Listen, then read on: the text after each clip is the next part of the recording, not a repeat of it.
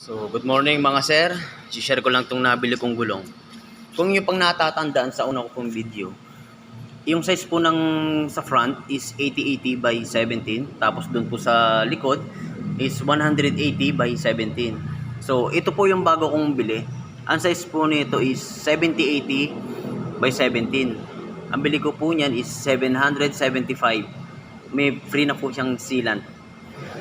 Bali, ang ginawa ko po, itong nasa likod ngayon na 80-80, yan po yung dating nasa harap. Tapos yung nasa likod ko po is 180 by 17. So kaya po ako nag-decide ng palitan ng mas maliit kasi hindi na po ako nakakapag long ride. So ang gamit nga po ng motor ko ngayon is pang daily use lang, bahay, trabaho. So kaya ko po siya pinalitan ng 70-80. Tapos yung nasa likod 80-80, yan po yung dating nasa harap. Kung natatandaan nyo pa po. So, para sa akin solid combination yung size na ganito.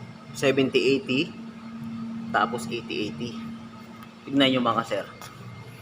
Hindi siya totally labas yung labi. Saktong-sakto lang.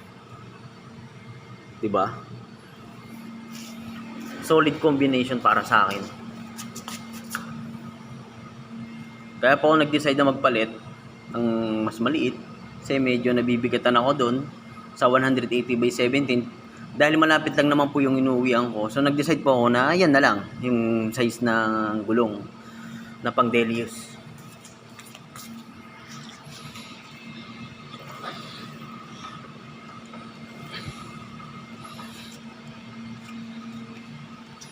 Yan mga sir, oh.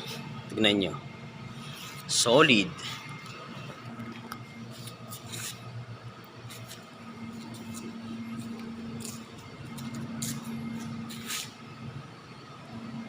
Yun lang po. Thank you.